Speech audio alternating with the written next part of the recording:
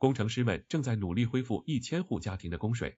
突发，法夫郡供水主管道爆裂，1000人断水，抢修彻夜进行。工程师紧急抢修法夫郡爆裂的供水主管道，约1000户家庭供水中断。事故发生于周五下午的肯诺威，苏格兰水务公司派出专业团队连夜处理。